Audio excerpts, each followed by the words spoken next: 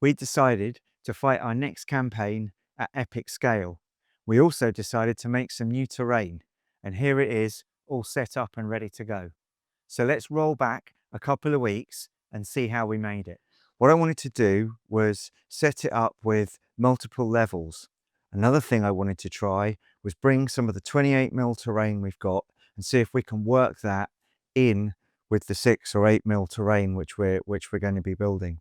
So one of the pieces that I think is going to work particularly well is this particular building here. So this is a 3D print, and I think this is going to work really well as a large hab block.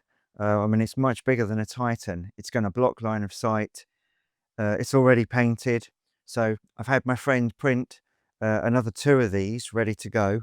I think they're going to provide a great asset to the new table. We're going to be able to start to build the edge of a mega spire, I think, with these things forming some of the heights that we really need. Buildings aside, I wanted the terrain itself to have some multiple levels. So what we've decided to try, using our 28mm colonnades, we've built these risers out of plywood and MDF that I had in stock in the garage ready to go. And we've built them the right height so that these colonnades, which we used in our 28mm games, will form the supports to have an area of the playing board at a higher level. Whilst I was thinking about what that higher level might look like, I had a request from one of the players. How about a red dust world, a red kind of Martian look? So what I decided to do was build a whole load of these terrain risers. I've stuck polystyrene on, and I've got to carve all of this now and finish it off, ready to take that red paint. Now I've built one piece as a proof of concept, and to make it a bit more interesting, I've used some of these supports from the 3D printing, which would have been the supports on something like this, and I've used them as these kind of organic growths on the sides here.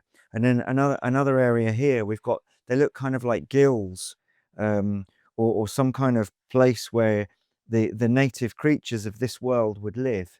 So I've tried to go beyond just making it a red rock and try and bring it to life. Something else I found in the toy shop was this barbed bracken by Games Workshop. Now I think this is pretty good. It's got some really good scale. I think it's intended for basing, but these are a really great scale for epic scale palm trees.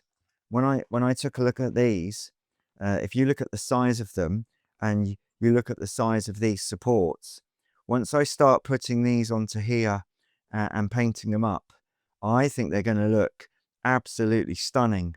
So if the world is red, if the dust is red, how about if all of the foliage was a kind of a blue color? I think that's really going to bring it to life. Blue and maybe an orange and maybe a purple. It's really going to come to life. So what I'm going to do now is I'm going to turn the camera onto time lapse, and we're going to try and see what we can sculpt up. I got my polystyrene cutter down the other day, and I'm very excited to try this out because, in all honesty, sculpting this has made a huge mess. It's an absolute disaster in my garage right now. It's a sea of polystyrene, and I don't think I can handle going through that with all of the pieces that I've got to do. Also, the fidelity of the sculpture isn't quite what I was looking for. Whilst this is done, and I may well not rebuild it, it's a proof of concept, but it is going to be part of the terrain. I don't think I'll rebuild it. It just hasn't come out quite how I wanted it to. It's just not quite as striated. It's not quite as detailed as I imagined it should be. And it was quite a chore to get these pieces to fit into the polystyrene. So I think with the polystyrene cutter, I'm going to be able to dig in and get these in place. So let's get started. Just before I do that, let's not forget the epic scale buildings and ruins that we've already got. So the plan is, as well as this Martian dust, we're going to flip the boards over, and on the other side of the boards, we're going to build a kind of a grey-brown cityscape with streets, road markings, and spaceports and whatnot. We're going to put all that on there. So this side's textured, and it's going to have the red of Mars. It's not actually going to be this bright postbox red. This was just something I had to do the undercoats. And then this side, we'll put the grey-brown, ready for the buildings, the ruined buildings, the mega spires. What we're going to do with these risers is on the backs of them here, this is going to be textured as if it was a city, as if it was an industrial plant. What that's going to do is it's going to create a kind of a double-sided piece for us. So when these fit in, we can either put them in this way as desert or countryside, or we can flip them this way. They'll become city and spaceport. I've tried to do double-sided terrain before and it's worked out quite well, but it was on a much smaller scale than this. This time we're going big and I can't wait to see the results.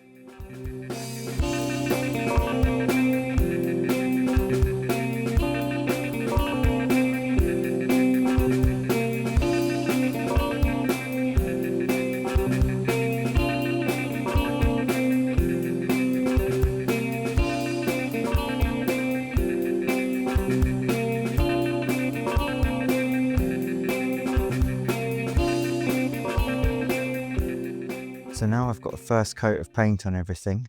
It's starting to dry and it's starting to look a lot better than I thought it would. Maybe I shouldn't have been so hard on myself.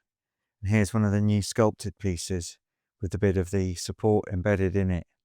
I think this is going to work out very well. How do they look next to each other?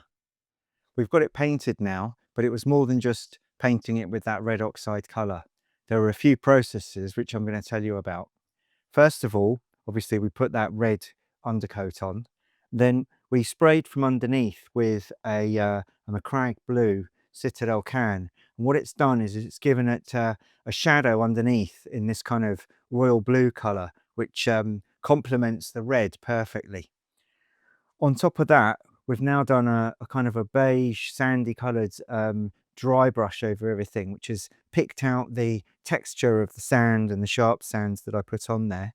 And then to enhance it a bit further, I've airbrushed in using a kind of a drab green, a few more blues, and then picked out the these organic pieces, first of all in a wraith bone and then in a kind of this pinky purple colour.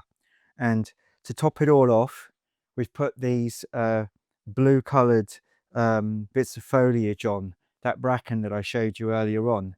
And as you can see, it's bringing the whole thing to life. And I got round the challenges of the gaps in the tiles by, rather than trying to match every single shoulder up, I've made them irregular so that when you see that now at an angle, all of a sudden those pieces are hidden. And once you bring in some of the other freestanding rocks, all of that's going to melt away. Okay, so now you've seen how we put all these bits and pieces together, how we built this. I think it's time to set the table up and get ready for a game, because that's what it's all about.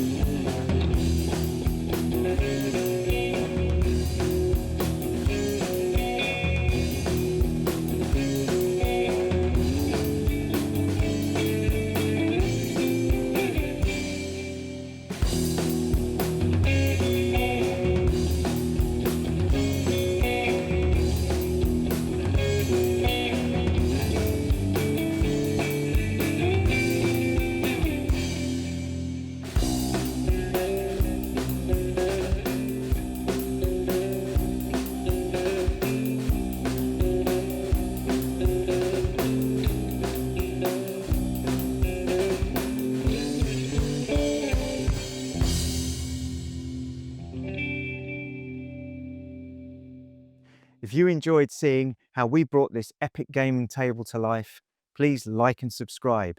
And if you've got any questions or suggestions, please drop them in the comments. We're going to start the campaign soon, so please check back, and we'll see you on the battlefield.